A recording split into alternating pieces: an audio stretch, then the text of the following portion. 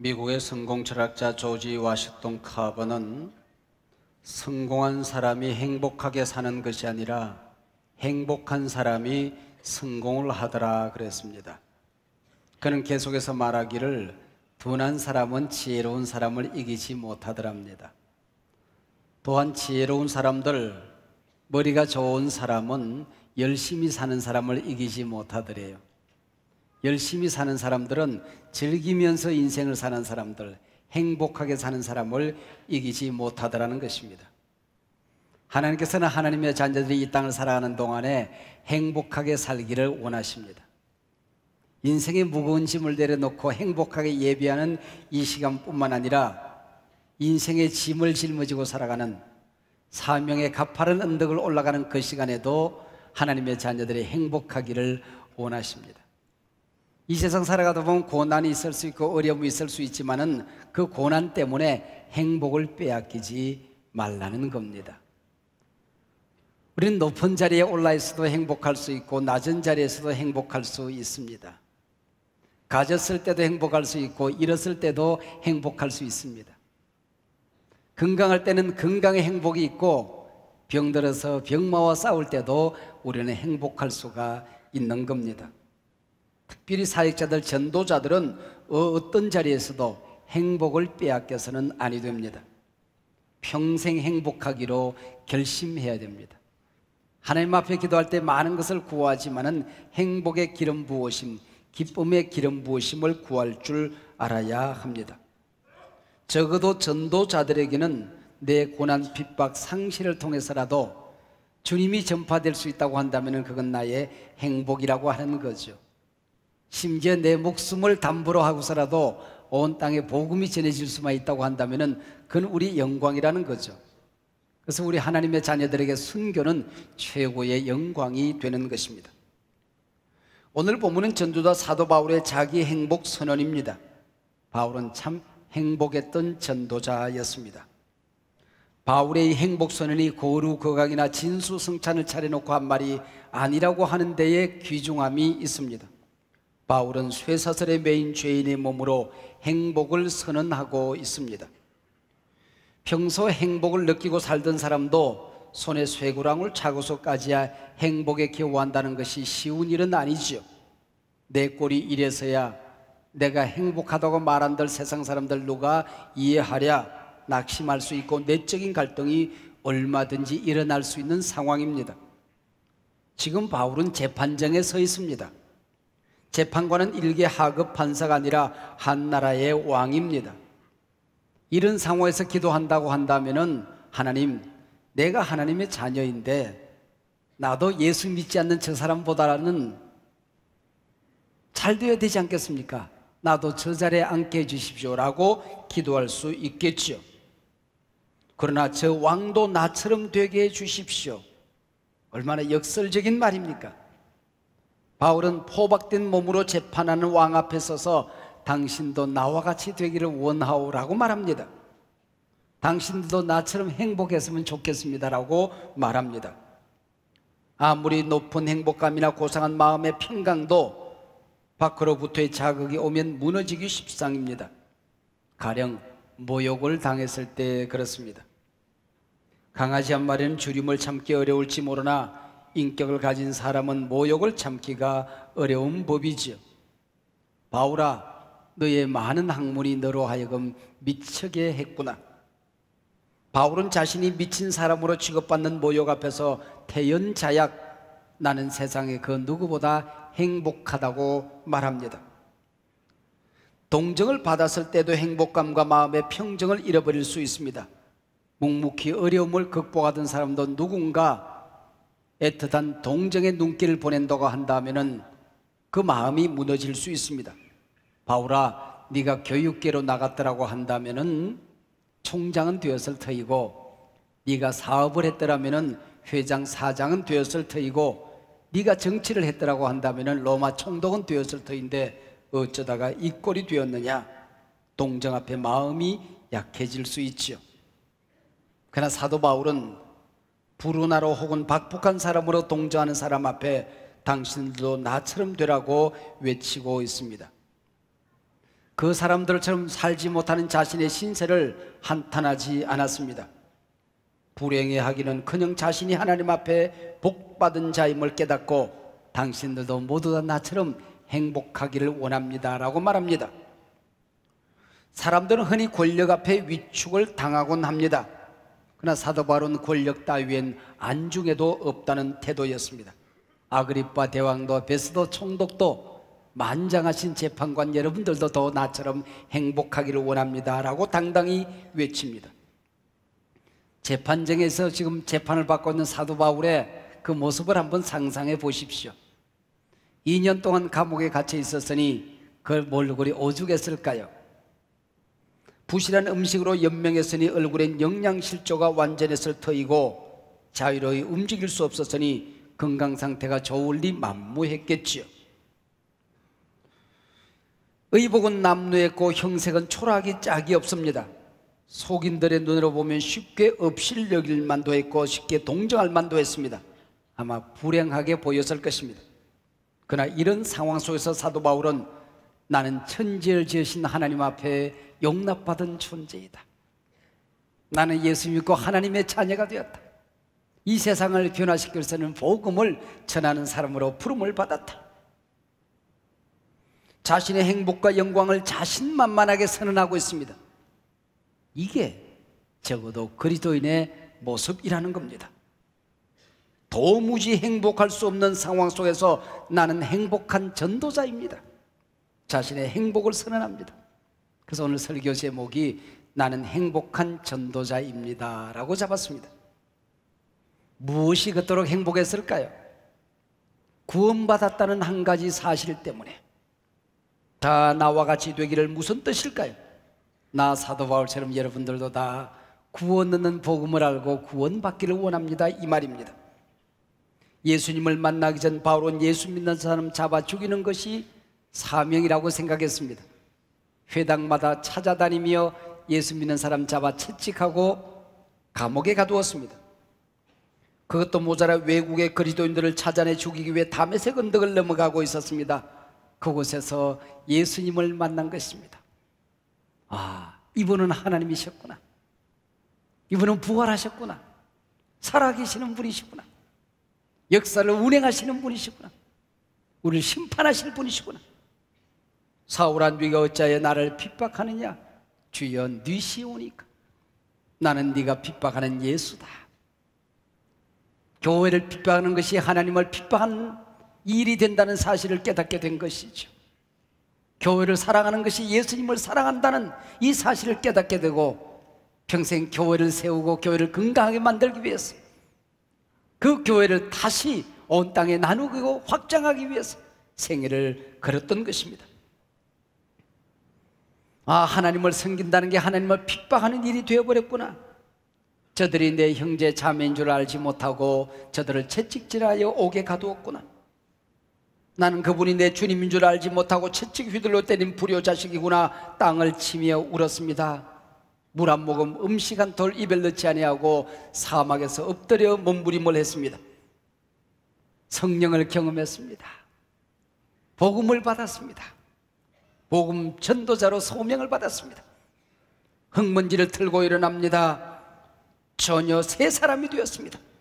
코페른의 구체적인 변화가 일어나게 된 것이죠. 핍박자가 변하여 전도자가 되었습니다. 그리스도의 원수가 변하여 예수의 종이 되었습니다.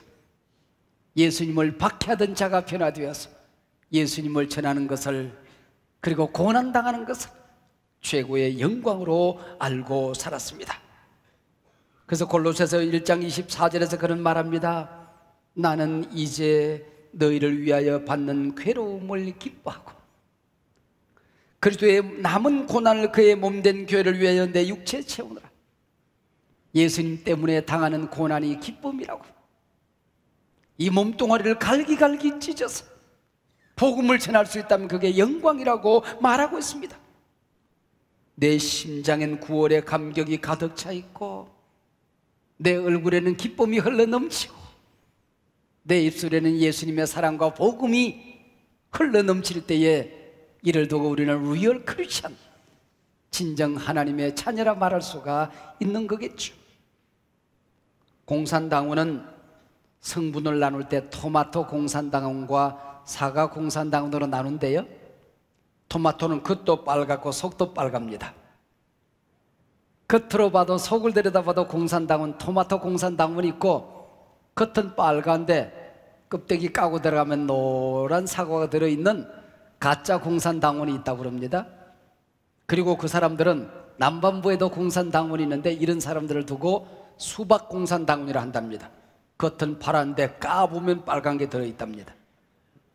여러분은 토마토 신앙인입니까? 아니면 사과 신앙인이십니까? 사도 바울이 그토록 행복할 수 있었던 또 다른 이유는 무엇입니까? 나는 힘의 근원을 알고 있다는 것입니다. 세상 사람들은 돈이 힘인 줄로 알고 권력이 힘인 줄로 알고 아는 것은 힘이다라고 말합니다. 그러나 영원한 힘은 복음 안에 있다는 것입니다. 성령 안에 있다는 것입니다. 말씀 안에 그 풍요로운 세상이 있다는 것입니다. 어떤 선전에 보니까 니네들이 개맛을 알아 그러던데, 니네들이 이 복음의 능력을 알아, 구원 얻은 기쁨을 알아, 하나님과 함께 더불어 사는 이 행복을 너희들이 알아. 오늘이 내 인생의 마지막을 맞이한다 할지라도 나는 구원 얻어 영생 얻은 천국의 삶을 누리는 이 맛을 알아, 그 얘기지. 내겐 너희들이 알지 못하는 힘의 구는 신령한 세계가 있으니 나는 행복자로다 고백하는 것입니다. 사도 바울의 이 파워를 느낀 유대인들은 바울을 향하여 천하를 어지럽게 하는 자라고 혹평했습니다. 변사 더들로는 바울을 송사하여 말하기를 우리가 보니 이 사람은 연병이라 천하에 퍼진 유대인을 다 소욕케 하는 자라고 말했습니다. 패스트 전염병보다 사도 바울의 설교가 더 두렵다는 것입니다. 반대자들은 천하를 어지럽히고 소욕케 하는 연병처럼 그를 두려워했고, 예수 믿고 구원 얻은 사람들은 그가 전한 복음 앞에 생명의 활기와 기쁨을 누리고 살아가는 것입니다. 바울이라는 존재는 멸망자들은 연병같이 무서운 것이었고, 구원 얻은 자녀들의 영생에 이른 향취가 되었던 것입니다. 바울은 이 복음을 가졌다, 이 복음을 알고 있다, 이 복음을 누린다, 이 복음을 나누는 게 내 직분이 되었으니 나는 행복자로다 말합니다. 사도 바울은 믿었습니다. 이 복음을 전하면 가정이 변하고, 도시가 변하고, 나라가 변하고, 민족이 변한다. 우리를 구원하는 능력은 오직 예수님께 있다. 세상을 바꾸는 힘이 여기에 있다. 예수를 선포하면 구원의 역사는 일어난다. 이 확신 때문에 사도 바울은 우리에게 복음 전파를 대단히 엄중한 단어들을 총동원하여 명령하고 있습니다. 하나님 앞과 살아있는 자와 죽은 자를 심판하실 그리스도 예수 앞에서 그가 나타나실 것과 그의 날을 두고 엄히 명하노니 너는 말씀을 전파하라. 때를 얻든지 못 얻든지 전파하라. 범사에 오래 참음과 가르침으로 경책하며 경계하며 권하라. 여러분, 이 명령에 얼마나 많은 증인들이 등장합니까? 하나님이 등장합니다. 예수 그리스도가 등장합니다. 네가 이 명령을 듣고 하나님 앞에 섰을 때 어떤 상급을 받을 것인가 심판이 등장합니다. 하나님 나라가 등장합니다. 산 자들이 증인으로 나타납니다. 죽은 자들이 나타납니다. 천국에 죽은 살아있는 자들, 하늘의 천군 천사들이 증인으로 나타납니다. 읽는 이들로 하여금 가슴 속에 준엄함을 느끼게 됩니다. 그리고 5가지 명령형으로 말합니다. 너는 말씀을 전파하라. 때를 얻든지 못 얻든지 힘쓰라. 경책하라, 경계하라, 가르치라, 권하라. 돈으로 살 수 있는 사람이 제일 쉬운 사람이래요. 제일 천한 사람이고요. 그러나 세상 사람들이 소중하게 여기는 것으로부터 자유하는 사람, 그것들이 오히려 내게 절하는 사람이 진짜 하나님의 사람이라는 것입니다. 요셉은 꿈을 꾸는데 세상 사람들이 다 귀하게 여기는 나락단들이 자기 나락단에 절하는 꿈을 꾸었습니다. 존경받는 꿈을 꾸었습니다. 돈이, 권력이, 세상이 자기 자신에게 절을 하는 것입니다. 중동의 모든 사람들은 태양과 달과 별에게 절을 하고 살았습니다. 근데 그것들이 자기 자신에게 절하는 꿈을 꾸었습니다. 세계 열방이 자기 자신에게 굴복을 하는, 이방 잡다한 신들이 자기 앞에 무릎을 꿇고 절하는 꿈을 꾸었던 것입니다. 우리는 세상에게 절하며 살아가는 존재들이 아니라 세상으로부터 절받는 존재들, 부러움의 대상은 되지 않았을지 모르지만 존경받는 사람으로 살아가는, 그래서 영원히 하나님 나라에서 부러움의 대상이 되는 그런 존재로 살아가는 것입니다. 아그리빠 왕이여, 당신도 이처럼 결박된 것 외에는 나와 같이 되기를 원합니다. 왕과 들쓴 노예로 살기보다는 무관의 자유인이 되라는 것입니다. 바울의 몸은 투옥되어 있었고 손발은 묶여 있었으나 그의 심령은 하늘을 나는 자유인으로 살았던 것이요, 그는 예수 믿고 살아가는 이 기쁨과 당당함과 위엄과 품위를 이렇게 고린도 교회에 말하고 있습니다. 속이는 자 같으나 참되고 무명한 자 같으나 유명한 자요, 죽은 자 같으나 보라 우리는 살아있고, 근심하는 자 같으나 항상 기뻐하고, 가난한 자 같으나 많은 사람을 부욕케 하고, 아무것도 없는 자 같으나 모든 것을 가진 자로다. 속이는 자 같으나 참되고 무명한 자 같으나 유명한 자요, 죽은 자 같으나 보라 우리가 살아있다. 근심하는 자 같으나 우리는 항상 기뻐한다. 가난한 자 같으나 많은 사람을 부욕케 하는 자요, 아무것도 가진 것이 없는 자 같으나 세상의 모든 것을 가진 자로다. 질병도 가난도 핍박도 죽음도 감옥도 채찍도 쇠사슬도 바울을 얽어맬 수는 없었던 것이요, 환경이 나의 행복을 빼앗아갈 수 없다. 세상 사람들이 그토록 두려워하는 죽음이 내 기쁨을 빼앗아갈 수 없다. 실패가, 상실이, 질병이 내 기쁨을 빼앗아갈 수 없다. 나는 예수 안에서 영원히 행복한 존재이다. 바울은 참으로 행복한 존재였습니다. 바울, 그는 예수에 미치고 복음에 미쳤던 사람이죠. 바울 얼마만큼 행복하십니까?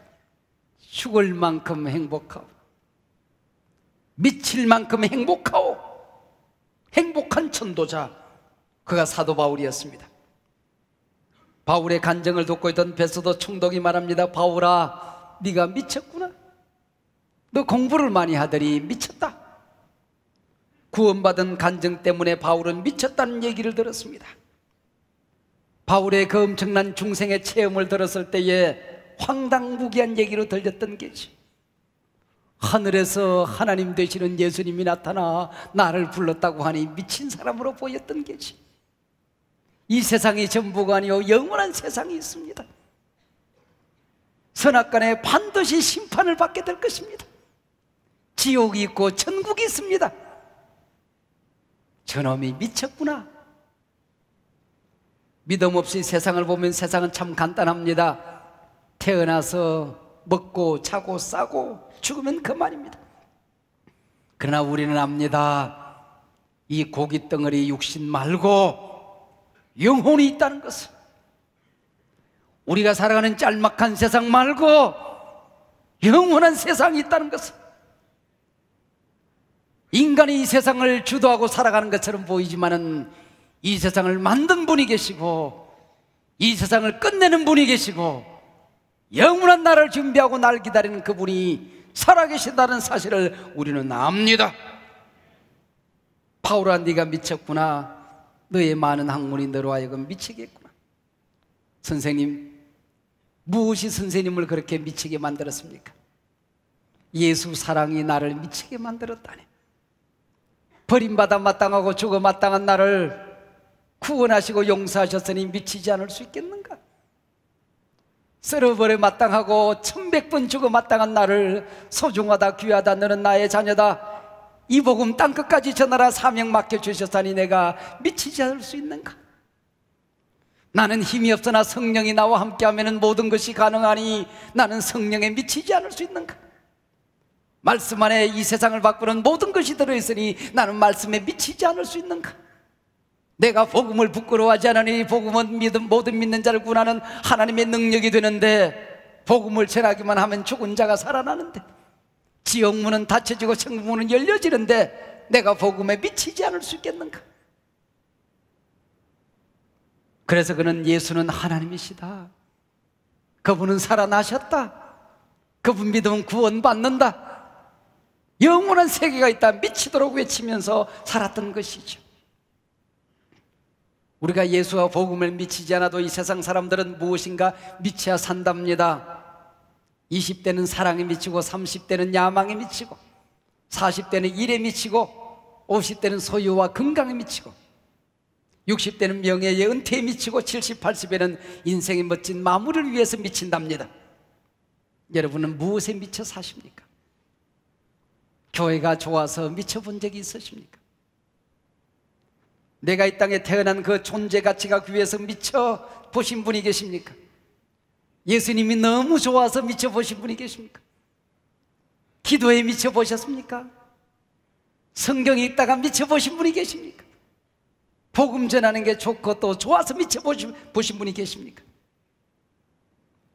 예수님이 미치도록 우리를 사랑하지 않았다고 한다면 그분 그 고난을 당하고 나를 구원하셨을까요? 하나님이 나를 미치도록 좋아하지 않았다고 한다면 날 위해서 독생자를 보내주셨을까요? 최근에 기운실과 한목협, 한미준이라는 몇 개 단체에서 한국교회가 처한 현실, 앞으로 한국교회는 어디로 갈 것인가에 대한 미래를 예측하기 위해서 통계조사를, 설문조사를 내본 적이 있습니다. 이 몇 번에 걸친 조사 통계를 통하여 제가 쭉 책을 3권 정도 제가 읽어 내려가는 가운데에 복잡하지 않았습니다. 그렇게 어렵지 않았습니다. 믿음이 식어졌구나, 오늘 신앙인들의 믿음을 잃어버렸구나, 내 교회를 사랑하고 복음에 열정을 다하는 걸 부끄럽게 생각하는 사람들이 많아졌습니다. 네가 나를 부끄럽게 여겼으니 내가 너를 부끄럽게 여기란 말씀하시면 어찌할꼬. 재미있는 발견 한 가지를 했습니다. 수도권에 있는 성도들의 신앙이 침체되어졌다는 겁니다. 그것도 이제 막 예수를 믿은 사람들이 아니라 어린 시절부터 오랫동안 예수를 믿은 40대, 50대 교회의 중진들의 신앙이 곤두박질을 쳤다는 겁니다. 성경 읽는 시간이 급속하게 줄어들었습니다.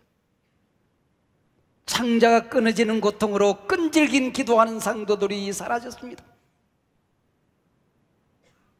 복음을 전하는 걸 기쁨으로 하는 사람들이 사라지고 있다는 것입니다. 영생 구원의 도리, 종말론, 최후의 심판, 동정녀 마리아 탄생, 복음의 본질을 믿는 우리 신앙인이 저 높이 있다가 지금 곤두박질을 치고 있습니다.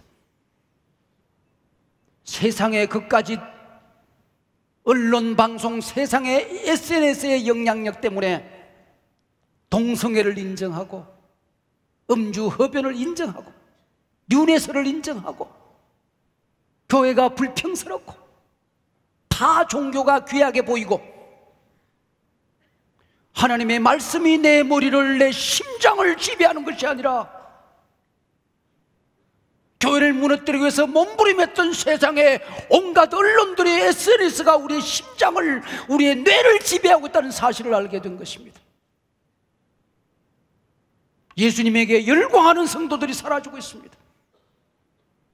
심장들마다 싸늘하게 식어져서 불이 식어지고 있습니다. 예수 천당을 외치다가 미친 듯이 고난당했던 최글릉이 한국교회에서 살아나야 됩니다. 내 조국 스코틀랜드를 내게 주시옵소서. 이 땅을 복음으로 점령할 수 없다고 한다면 차라리 내를 제물로 삼아 주시옵소서. 장로교 창실자 좌한 낙수의 열정이 되살아나야 됩니다. 죽으면 죽으리라 내 민족을 내게 주소서. 에스더의 기도가 우리 가운데 살아나야 됩니다.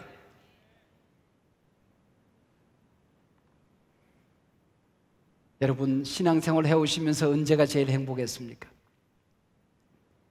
나는 교회 부흥에 미쳐 살았던 그때가 제일 행복했습니다.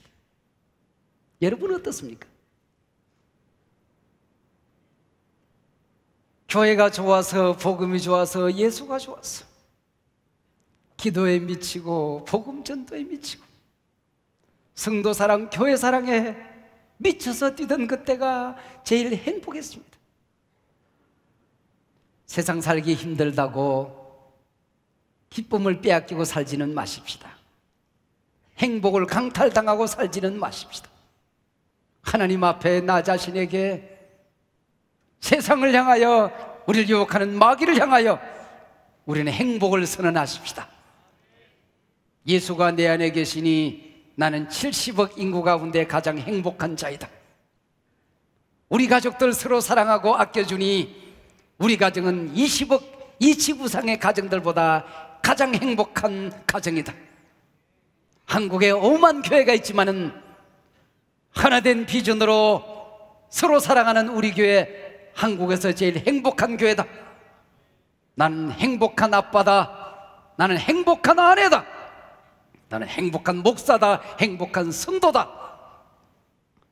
나는 행복한 전도자로소이다. 선언하고 살아가십시다. 기도하시겠습니다. 하나님 아버지, 고맙고 감사합니다. 하나님, 이토록 엄청난 복을 우리가 받았는데